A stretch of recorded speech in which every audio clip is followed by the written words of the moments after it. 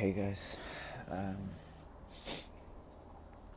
this is I don't even know what day it is. Like, so yes, it happened again.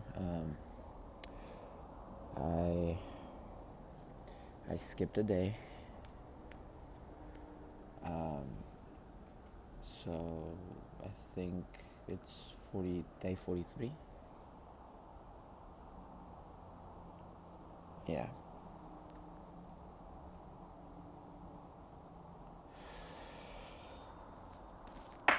Shoot. And I guess I had something like short planned for today, or for the next video, but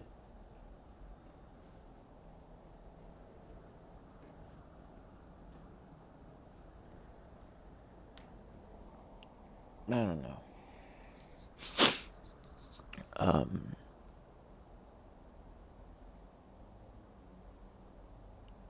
it's just it's really hard when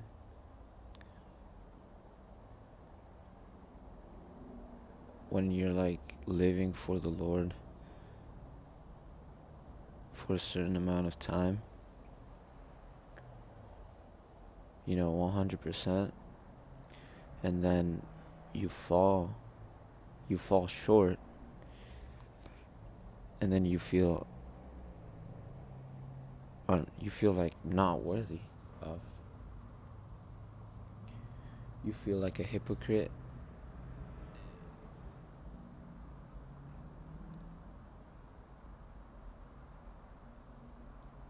And yeah, you just feel like you shouldn't be doing what maybe you're doing, or you shouldn't keep doing what you're doing.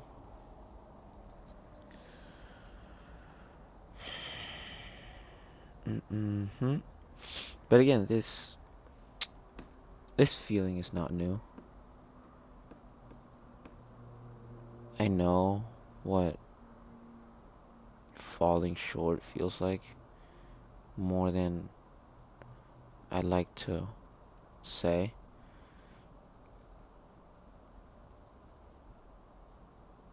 But it's just like when you think that you've overcome like one sin, let's say for example, lust or greed or pride, when you overcome like one sin, but then since like, for example, in my case, sloth and gluttony, uh, they just come and, I don't know, throw you off.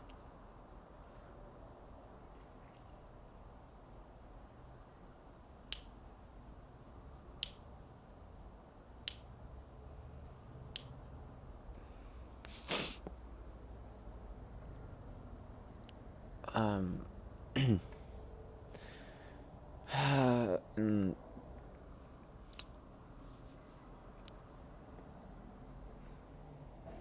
and lately,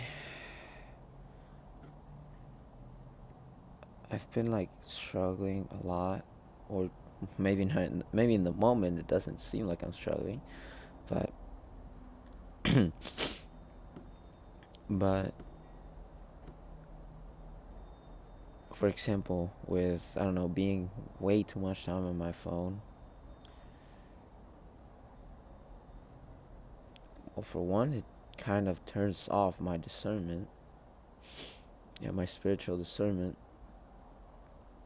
And another one, I mean, I'm just sitting there, just on my phone, not working for the Lord, doing exactly what the enemy kind of, yeah, the enemy wants me to do, which is nothing. Just sit there and be completely useless.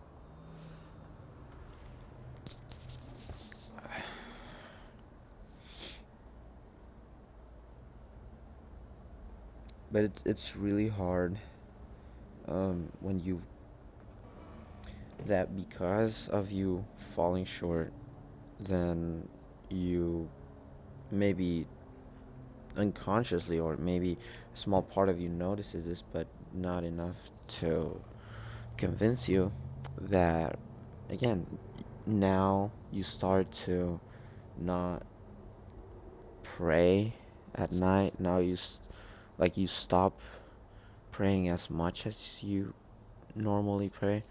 You stop, I don't know, just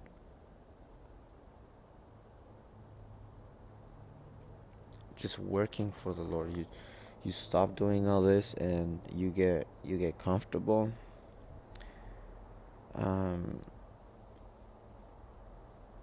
and then the next morning or the next day, when when you wake up,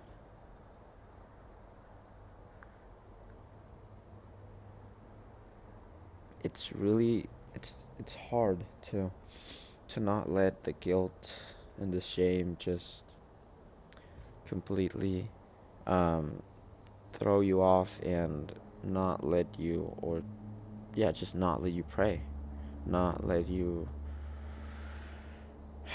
ask ask for forgiveness, because you say, why would I ask for forgiveness? I mean, I knew what I was doing. I still did it. And even worse, maybe I'm deceiving other people into thinking that that this is okay for a Christian to do, when it's not. So with all that guilt, with that shame, um,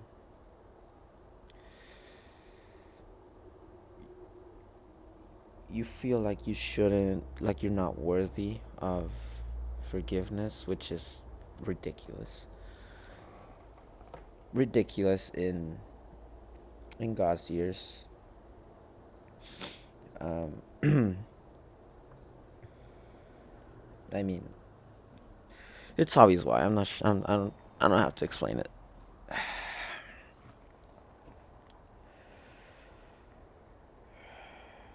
Yeah, I mean, you you feel like you've you've grown so much closer to the Lord. You've improved so much in your walk with Christ. But then you fall short, and then you feel like you're at the start again.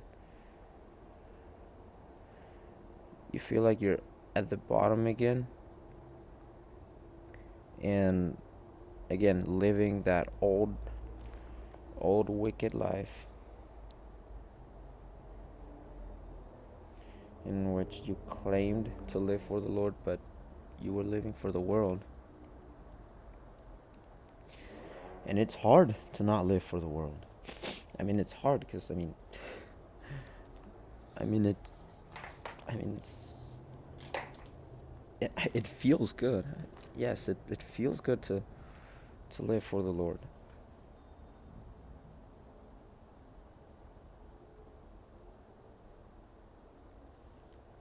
Wait, did I say? Well, yeah, for the Lord too. It feels good, but it feels good to live for the world. That's why so many people do.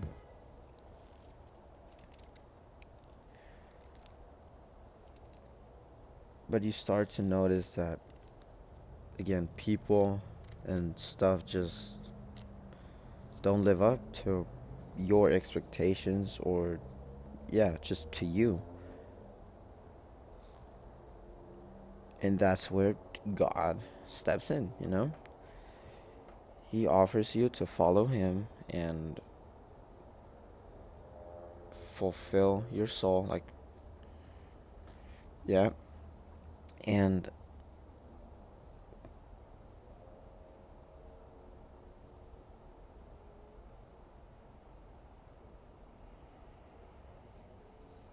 in exchange, well, of course, you give up living for the world. You give up living in sin, which is technically a win-win. Like, you wouldn't be exactly, in reality, you shouldn't be exactly losing anything. In other cases, you would be gaining like winning twice.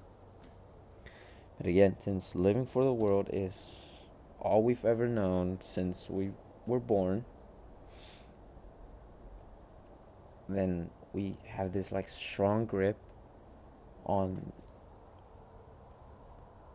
our flesh has this strong grip on the world, and it's not easy to let it go.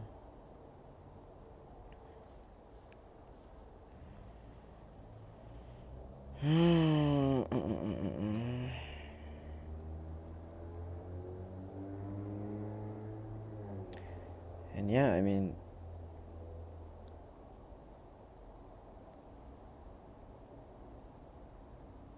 it's really hard. Again, especially when you know when you know this stuff, when you've spent time studying this, and I mean you're kind of expected to, I don't know, just not struggle as much. But I'd argue the complete opposite thing. I mean, since you have more wisdom, then you're more aware. Therefore, you you know how much the enemy attacks you daily. But again, of course, you also have more weapons, or the weapon, of course.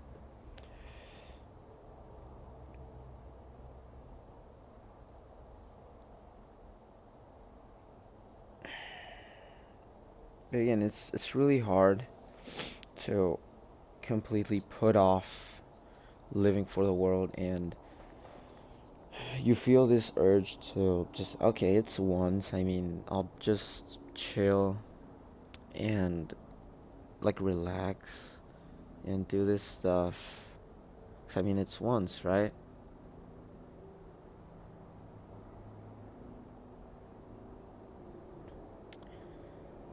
It's once, so it wouldn't affect. And again, I since God has given me considerable amount of wisdom, then it's not gonna be that bad because I'll get back up. Like, but again, it's also that wisdom that can also throw you off when it turns into guilt and shame. That you say, okay, then you are giving this image, this um, side that you say you're living for God, but you go ahead and live as if you were just another stranger in the faith. And by doing this, you will be deceiving many, many, many, many, many, many people. And of course, you don't want to do that. You want to, again, be a vessel and point people towards Jesus by, like, the way you live, the way you love.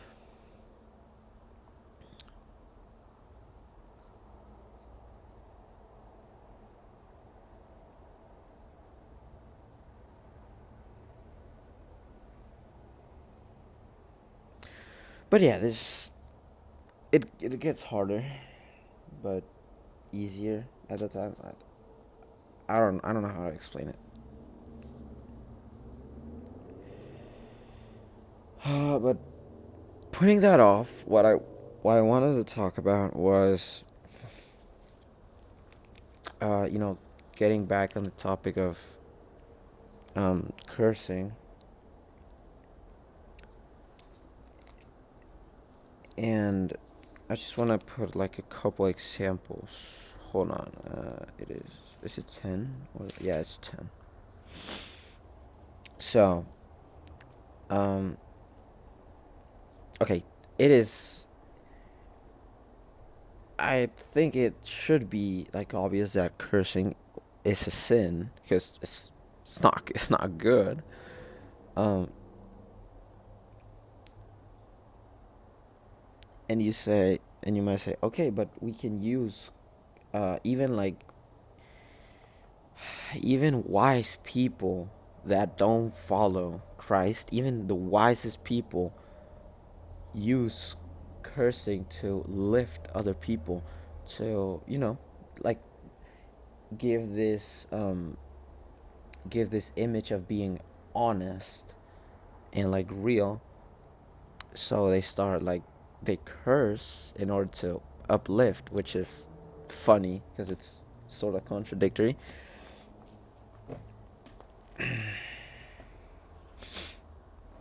And you say, okay, if why why wouldn't Christ also call us to just bring people to him no matter by what means? But again, since we are children of God, we are not called to be like the world. We're called again to be different, to be a new species or whatever. But the example I wanted to put is um, on Matthew chapter 10 when Jesus sends his disciples. Um, like, okay, hold on. Yeah. Oh my gosh, where did he send them? No, he just sent them like uh, in pairs. I think it was in pairs to again spread the gospel, um, proclaim the good news. But he says, yeah, just proclaiming wherever they go that the kingdom of heaven is at hand, where they will heal the sick, raise the dead, cleanse lepers, cast out demons.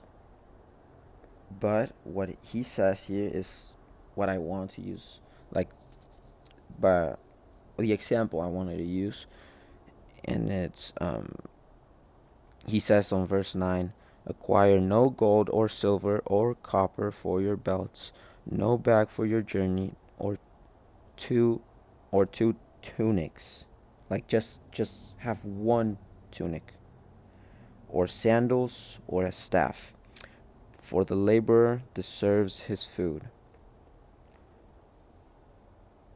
mm, okay, hold on.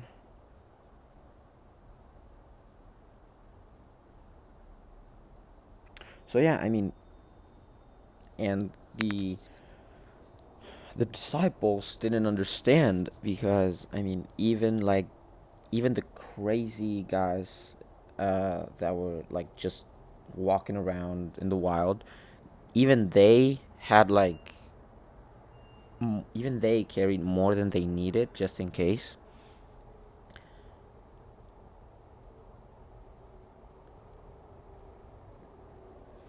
But Jesus says again, this is how people will know that you were sent by me. This will be like, oh, of course, healing the sick, cleansing lepers, and all this good stuff. But this will be another like important distinction later on, that you were sent by me.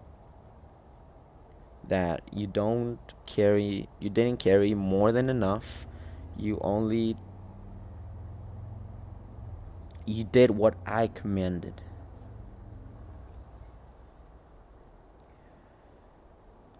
So yes,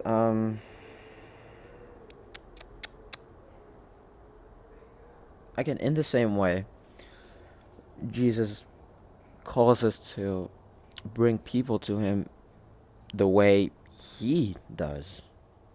Or maybe like Paul says, like, imitate me as I imitate Christ. So like, yeah, just bring people to Christ's way, which is kind of a mouthful there, but it makes sense. Uh, yeah, just to not try to be, or like not copy the patterns of this world. Doesn't matter how morally good they are, just if they are not from if they're not from Jesus, then do not try to be like them. Because again, for that same reason, because they are not from Jesus. So, and yes, cursing is one of them that we shouldn't be using at all. No. Is it hard to like overcome? Yes, because it's something I think is even the most normalized sin ever. Because again, so many people, even little kids, just think it's okay, think it makes you look cool when it doesn't actually. And another example that I want to put is again when Jesus was arrested in Garden of Gethsemane, yeah, Garden of Gethsemane, um, and the disciples were watching, and then some villagers saw Peter and they asked him, "Hey, aren't you the like? Don't you follow Jesus? Aren't you like disciple of Jesus?" And again, this is where Peter denies Jesus. He denies, but on the third time he denied him, oh, of course the rooster, like, but he cursed. So this gives like the image that Peter cursed when he didn't want to be like associated with Jesus anymore.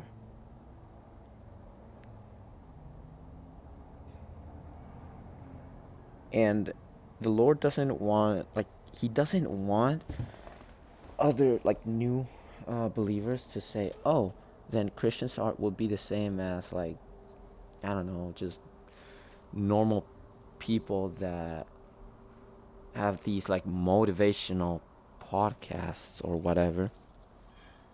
Uh, because again, they motivate and they also use cursing, so they are the same.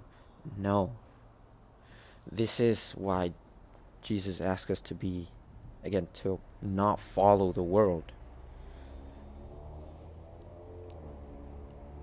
which would mean give up like cursing.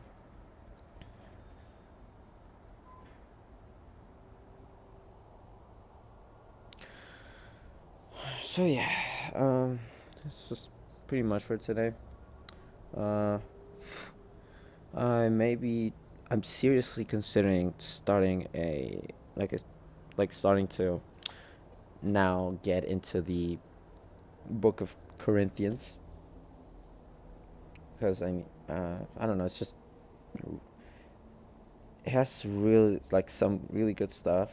Of course, the entire Bible does, but I don't know. I'm really thinking about starting just Corinthians. So yeah, tomorrow we will see. Um. So yeah, this was day 40 something, 43. I don't know. Uh, stay blessed, stay rooted, and stay prayed up. Bye.